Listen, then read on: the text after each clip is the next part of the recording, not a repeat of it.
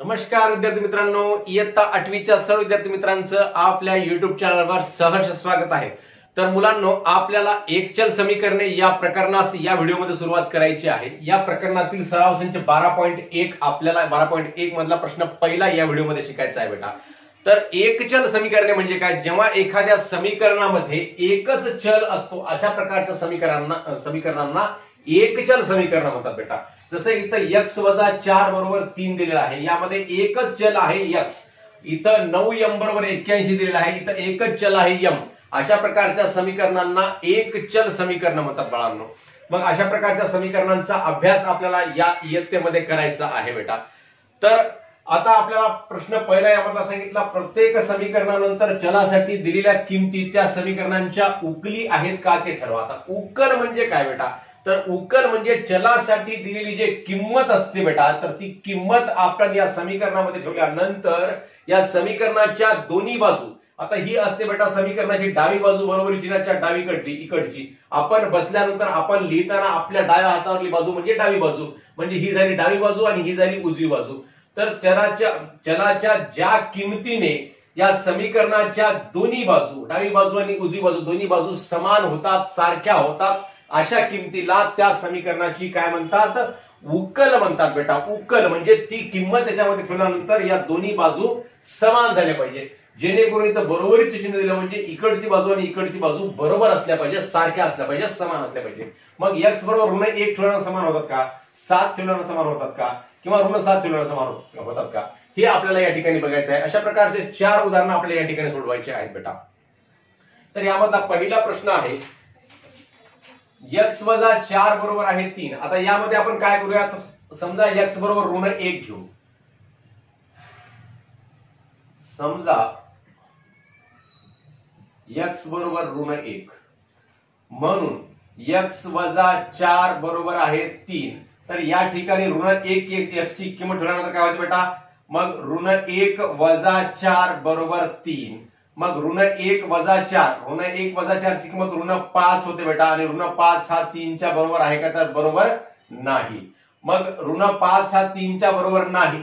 मग इथं जेव्हा हे बरोबर असतात, दोन्हीकडच्या किमती समान येतात, तेव्हा ती काय असते? समीकरणाची उकल असते। मग ही उकल आहे का? ऋण 1 उकल नाही, म्हणून x बरोबर ऋण 1 ही उकल नाही।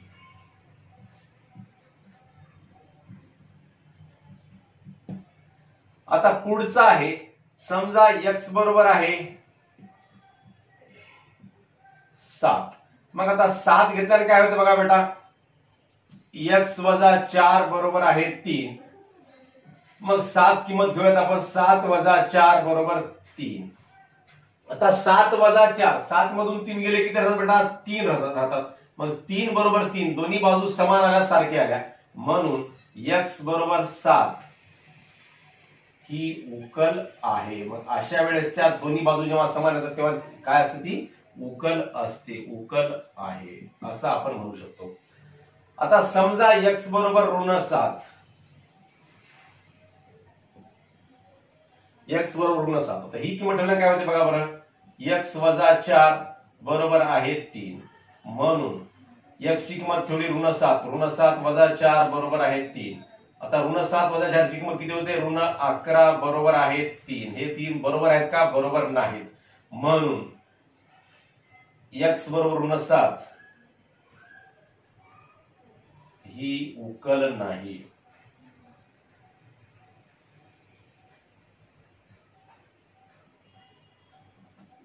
ही उकल नाही। अशा प्रकारे आपण उकल आहे किंवा नाही ते आपण इथं अशा त्याची किंमत त्याच्यामध्ये ठेवल्यानंतर दोन्ही बाजू जेव्हा समान येतात तेव्हा जी काय असते? उकल असते। हे अशी गणित आपण इथं उर्वरित 3 गणित सुद्धा आपल्याला या ठिकाणी सोडवायची आहेत। तर दुसऱ्या गणितामध्ये काय म्हणते? 9m बरोबर आहे 81। मग आता समजा m बरोबर किती? 3, m बरोबर 3, म्हणून आता 9m बरोबर 81। आता m बरोबर 3 घेतलं तर किती होतं बेटा? म्हणून 9 गुणिले 3 बरोबर आहे 81। मग 9 गुणिले 3 किती होतात मुलांनो? 9 त्रिक 27, आणि 27 हे 81 च्या बरोबर आहेत का? तर बरोबर नाहीत, म्हणून 27 बरोबर नाही 81 असं आपण लिहू शकतो। म्हणून m बरोबर 3 ही उकल नाही। मग आता पुढचं काय 9, समजा m बरोबर 9, समजा m बरोबर आहे 9, मग आता म्हणून 9m बरोबर आहे 81, म्हणून 9 गुणिले 9 बरोबर आहे 81, मग 9 9 किती बेटा 9 9 81 बरोबर 81। मग आता समीकरणाच्या दोन्ही बाजू कशा झाल्या या ठिकाणी समान झालेल्या आहेत, म्हणून m बरोबर 9 ही काय आहे उकल आहे असं आपण म्हणू शकतो, ही उकल आहे। आता तिसरी किंमत काय सांगितली m बरोबर ऋण 3, ती सुद्धा ठेवून बघूत आपण या ठिकाणी। समजा m बरोबर ऋण 3, म्हणून 9m बरोबर 81, म्हणून 9 गुणिले ऋण 3 बरोबर आहे 81, तर 9 त्रिक वजा 27 बरोबर नाही 81, म्हणून m बरोबर ऋण 3 ही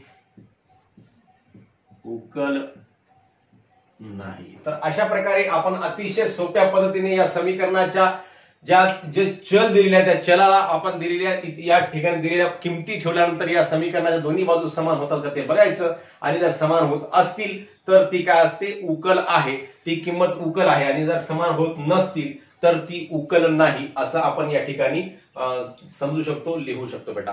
तर उर्वरित 2 प्रश्न आपण लगेच बघूयात। तर मुलांनो तिसरा प्रश्न आहे या ठिकाणी 2a अधिक 4 बरोबर आहे 0, मग a ची किंमत 2 किंवा ऋण 2 किंवा 1 या 3 पैकी एक उकल आहे। मग आता कोणत्या किमतीनं याच्यामधल्या a च्या कोणत्या किमतीने या समीकरणाच्या दोन्ही बाजू समान होतात हे बघायचं, आणि ते काय असेल मग त्याची उकल असेल a ची, म्हणजे त्या समीकरणाची उकल असेल बेटा। मग आता a ची अगोदर 2 ही किंमत आपण या ठिकाणी घेऊयात। समजा a बरोबर आहे 2, म्हणून 2a अधिक 4 बरोबर 0, हे समीकरण कसं होईल बेटा, a ची किंमत 2 ठेवल्यानंतर 2 आणि a चा या ठिकाणी कोणतंही चिन्ह दिलेलं नाही, म्हणजे काय असतं मुलांनो गुणाकार असतो, हे लक्षामध्ये ठेवा। जेव्हा या ठिकाणी तर बेरजेच चिन्ह दिलेलं असते तेव्हा बेरीज असते, वजाबाकी चिन्ह असते तेव्हा वजाबाकी असते या पदाची आणि या पदाची, आणि जेव्हा कोणतंही चिन्ह दिलेलं नसते तेव्हा काय असतं मुलांनो या दोघांमध्ये गुणाकार असते, म्हणजे 2 आणि ह्या 2 चा काय आहे गुणाकार आहे। 2 गुणिले 2 अधिक 4 बरोबर आहे 0, म्हणून 2 गुणिले 2 किती बेटा 2 गुणिले 2 4, 4 अधिक 4 बरोबर 0, मग 4 अधिक 4 बरोबर 0 होतात का मुलांनो, तर होत नाहीत। 4 अधिक 4 होतात 8, आणि हे 8 हे 0च्या बरोबर नाहीत, म्हणून a बरोबर 2 ही उकल नाही, a बरोबर 2 ही उकल नाही। मग आता काय करायचं मुलांनो, a बरोबर ऋण 2 ही किंमत आपण घेऊयात। समजा a बरोबर ऋण 2,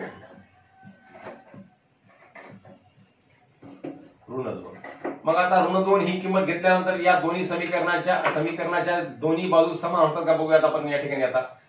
म्हणून 2a अधिक 4 बरोबर आहे 0, म्हणून 2 गुणिले a ची किंमत किती ऋण 2 अधिक 4 बरोबर आहे 0, मग बे दोन्ही 4 म्हणजेच वजा 4 अधिक 4 बरोबर आहे 0। आता वजा 4 आणि अधिक 4 ची बेरीज किती होते बेटा, तर 0च होते, म्हणजेच दोन संख्यामध्ये एकाचं धन चिन्ह आहे एकाचं ऋण चिन्ह आहे, मग मोठ्या संख्येतून लहान संख्या काढली म्हणजे 4 मधून 4 दोन्ही संख्या समान आहेत, म्हणून 4 मधून 4 काढले तर किती होतात मुलांनो 0च होतात, म्हणून या ठिकाणी 0 बरोबर आहे 0।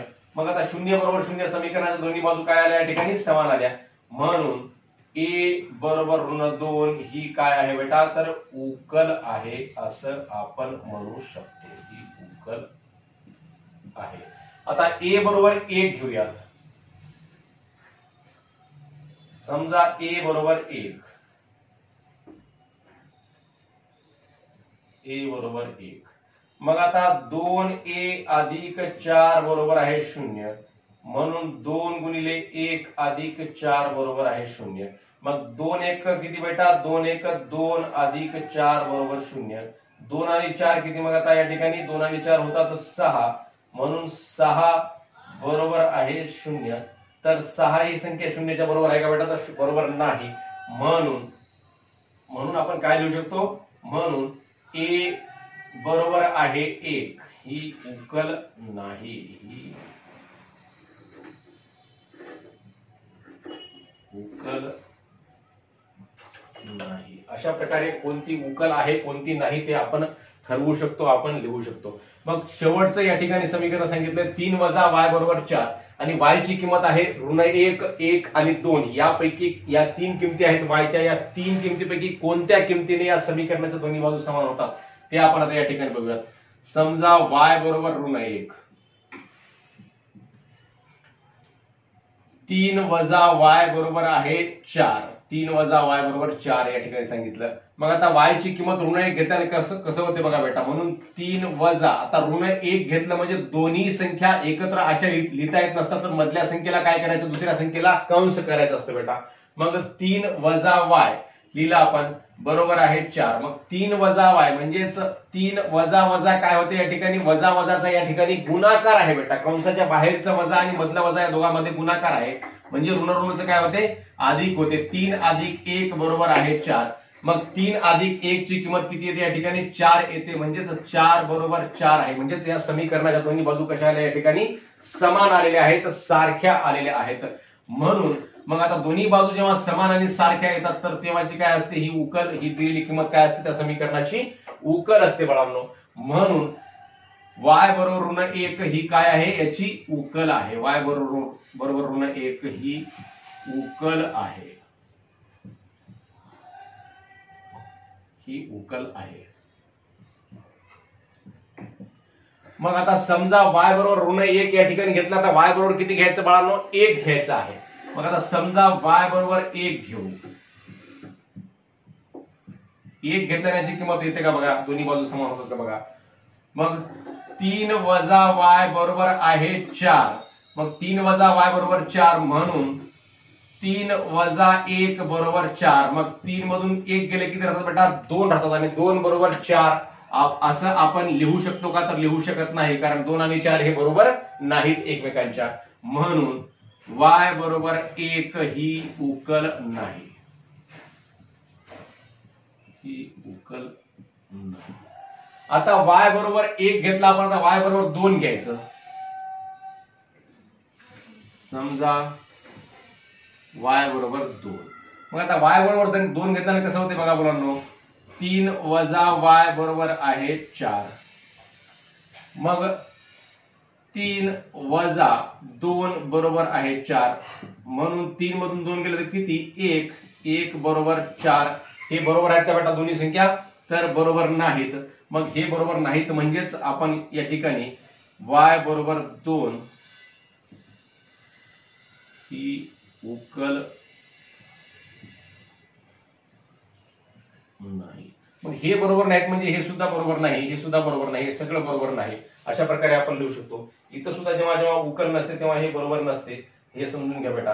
हे म्हणजे इकडची बाजू या बाजूच्या बरोबर नाही. जेव्हा जेव्हा उकल निघते तेव्हा बरोबर असते आणि उकल जेव्हा नसते तेव्हा बरोबर नाही असं आपण याला लिहू शकतो वर पुन्हा परत.